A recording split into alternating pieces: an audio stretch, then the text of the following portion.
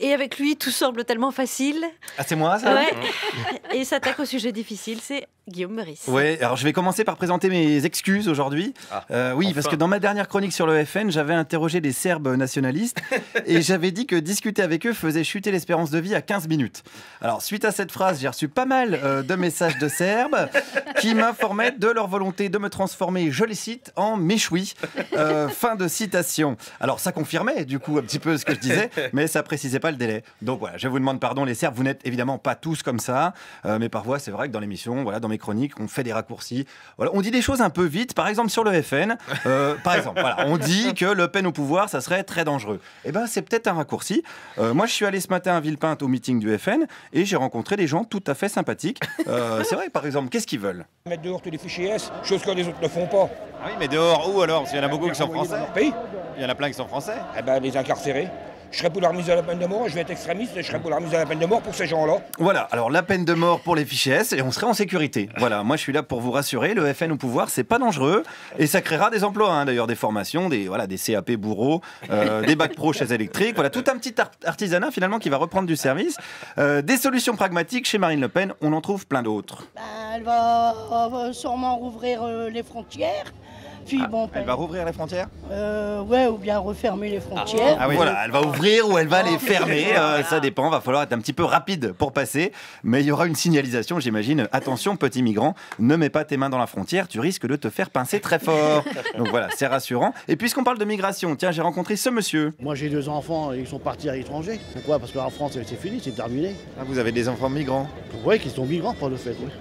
Vous les avez pas retenus? Non, parce qu'en France ils étaient massacrés d'impôts, donc ils sont partis au Québec. Ah mais en plus c'est des migrants économiques alors? Oui, des migrants économiques.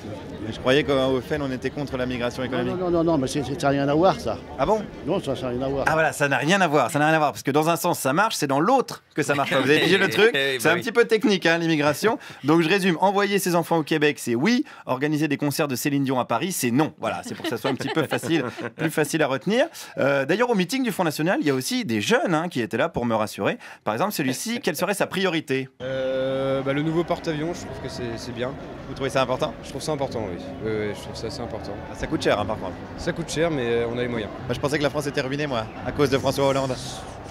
Oui, mais non. Voilà, oui, mais non, on est ruiné, mais on va bien trouver 4 milliards pour filer de la thune aux marchands d'armes. On sera bien protégé sur les Champs-Élysées avec un porte-avions.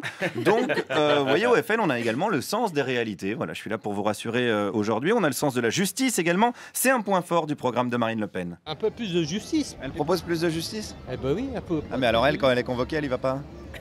Ah bah ça c'est des histoires de plus de vieux, de plus longtemps quoi. Oui, mais elle se rend pas aux convocations. Non mais je pense qu'après la présidentielle, elle va y aller directement. Si elle n'est pas élue, mais si elle est élue. Pareil.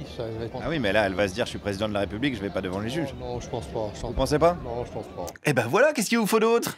Elle va être élue et elle ira devant les juges quand même. Réponds à ça, Bernard Tapie, j'ai envie de dire. Puis elle n'est pas rancunière non plus. Marine Le Pen, elle a accepté Nicolas Dupont-Aignan, alors qu'il a quand même dit des grosses saloperies sur le FN il y a encore une semaine. Mais pour ça, les militants lui en veulent pas du tout. Ce n'est pas grave quand on voit tous les candidats qui se sont dit du mal des uns aux autres et maintenant qui se sont ralliés. C'est tout à fait normal que des gens mentent. C'est normal que des gens mentent? Quand on voit que tout le monde a menti, pourquoi que M. Dupont-Aignan n'aurait pas menti sur le Front National? Eh bien évidemment, puisque c'est une tactique, le mensonge. On défonce le Front National et après, on le prend à pleine bouche. C'est une technique que l'on trouve dans les ports d'eau SM, notamment. C'est une technique à l'extrême droite qui a un nom, d'ailleurs, et qui s'appelle la technique Nicolas Bay, du nom du secrétaire général du Front National, fidèle soutien de Marine Le Pen, et qui, en 2004, disait ceci. Marine Le Pen fait ce qu'elle veut, elle lit le programme que son parti lui a préparé. Moi, je me sens rien de commun non plus, d'ailleurs, je m'empresse de le préciser, avec la fille de M. Le Pen. Voilà, rien de commun, rien du tout, puisqu'à la base, il avait même décrit Marine Le Pen comme le vide doctrinal sidéral. Il est bien placé pour en parler. Il est bien placé, mais qui c'est que j'ai croisé ce matin? Dis donc, mais enfin, il était là, Nicolas Bay. Alors, qu'est-ce qu'il pense de cette phrase aujourd'hui? Non, mais ça, c'était une erreur de jeunesse.